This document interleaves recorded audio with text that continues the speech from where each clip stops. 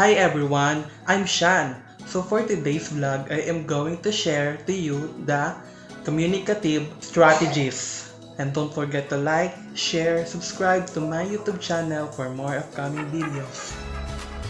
The following lesson will lead you on how you can enhance the effectiveness of your communication to be able to achieve communication goals between you and another communicator, or you and among others communicators. I will share to you our online meeting that contains communicative strategies in oral communication. Hi everyone, long time no see. Anyways, how's your life? Did you enjoy your online class session during quarantine? For me, it became a good start. And in the past few weeks, I enjoyed it. Well, I enjoyed my days before online classes, and we go to mall, we go to jogging, and now I continue doing my I continue doing my workout every day. But now, I also enjoyed, but I didn't do a lot of productive activities like Stephen. Just binge watch series. Didn't do a lot. By the way, you must listen to Ariana Grande latest release album called Positions. Do you remember the time when we were celebrated to welcome New Year? Yeah, but we don't follow any traditions, so just go eat, then sleep. Didn't do a lot. It's boring. same as Haley, we just did celebration, eating, then sleep, just like what she said. How about you, Sean? What did you do? We prepare a food for our celebration in New Year. By the way, what are you saying a while ago about Ariana Grande? For me, I can understand what did you say. Oh, sorry. You must listen to Ariana Grande latest album release called Positions. That's all. I've heard it. It's all over the internet. Oh, By the way, what is your favorite food during the celebration in New Year? for me, my favorite food is roasted chicken, because it tastes good for me, and especially any chicken dishes. I very like. Didn't hear the question. What was the question again? What is your favorite food during New Year celebration? Salad. I love sweets. Salad, ice cream, cake. All the sweet food. Oh, by the way, I like ham because it's sweet and smoky flavor.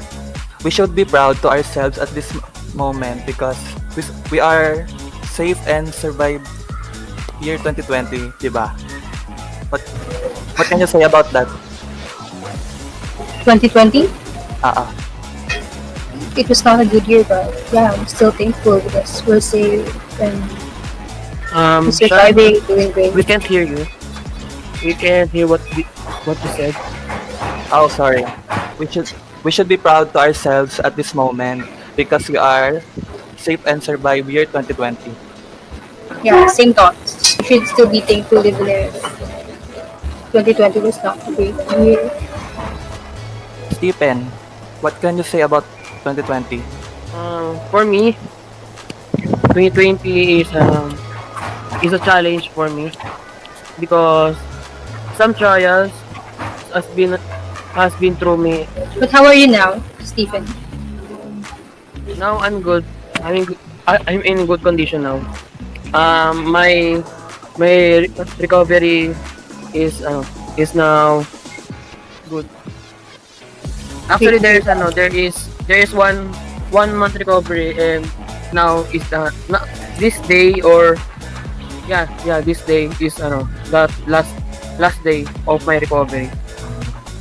Oh, Stephen, I advise to you that you should eat healthy foods to avoid diseases, diba? So, ayun. Hope to see you next time after the pandemic. And lastly, we must always stay safe in order to reach our goals in life. Bye. Yeah, bye. Be right back. 7 types of the communicative strategies. Nomination.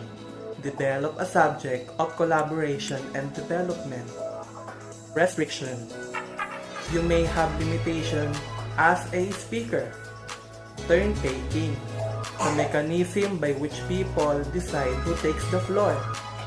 Topic control.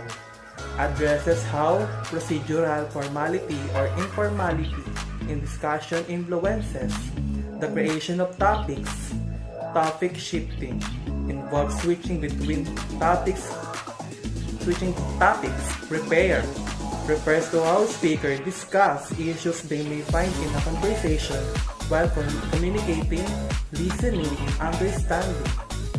Refers to a speaker evaluation of dispute resolution and resolving the situation within the conversation. Termination refers to the closely initiating words of the participants who end a subject in conversation.